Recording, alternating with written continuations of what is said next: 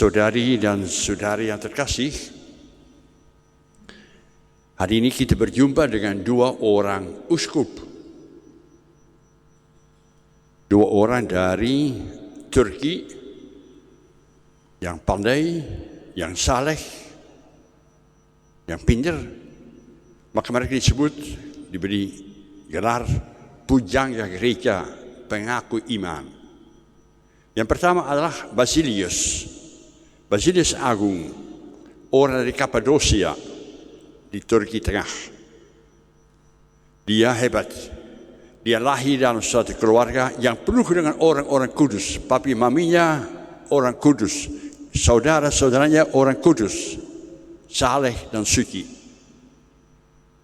Maka jangan heran bahwa dia sebenarnya juga orang yang pandai, orang yang didorong untuk berhasil dalam hidupnya. Masih muda, kita berjumpa dengan dia di Konstantinopel, belajar. Karena pandai filsafat, dia ke Athena, Yunani. Dia belajar ilmu retorika. Ilmu retorika artinya pandai berdiskusi, pandai berbicara, pandai menyampaikan pidato, meyakinkan orang lain. Dia kembali ke Turki dan dia berhasil dalam hidupnya. Banyak orang kagum, maka dia seringkali dipuji-puji.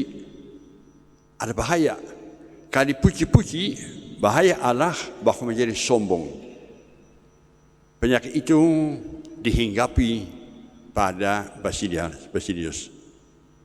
Maka dia terjun ke dunia. Hidup mewah, hidup tidak karuan, sehingga keluarganya akhirnya berteriak, ayo kembali kepada Tuhan, kembali kepada cara hidup sebagai seorang Kristen yang suci, yang saleh. Dan mereka berhasil meyakinkan dia bahwa hanya mencari keduniawian itu tidak membuat manusia bahagia. Kembali kepada Tuhan. Apa mau Tuhan daripadamu? Dia masuk hidup membiara. Artinya banyak meditasi, banyak berdoa, banyak semedi, banyak askese, puasa. Malahan dia sempat mendirikan sebenarnya suatu biara yang pertama di bagian Turki, di gereja timur. Maka dia disebut sebenarnya pendiri dari hidup membiara di gereja timur. Teman-temannya ikut bergabung dengan dia. Tapi tidak lama sesudahnya dia dipilih menjadi uskup. Dan sebagai uskup dia mempunyai suatu sikap yang tegas. Dia mempunyai musuh kelompok bid'ah Arianisme. Arianisme adalah sekelompok orang yang tidak mengakui bahwa Yesus adalah Allah. Yesus adalah a good man, Yesus adalah orang yang baik itu, tapi bukan Allah.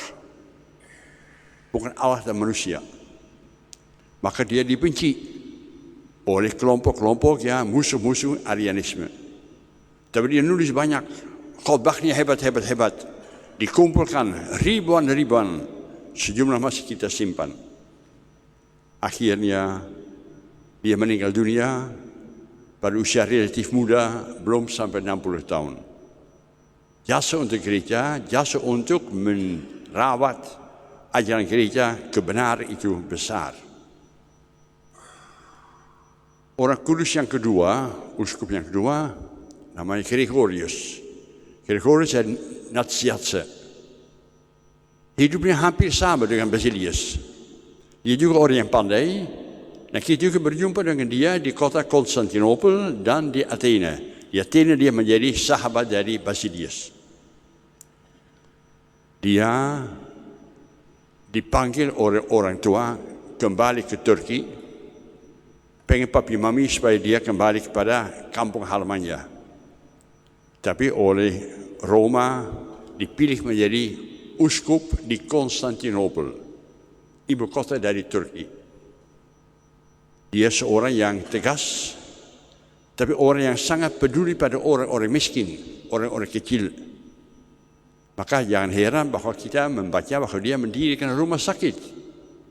Rumah sakit untuk pertama-tama melayani mereka yang sakit, mereka yang miskin, mereka yang susah, yang tidak bisa membayar.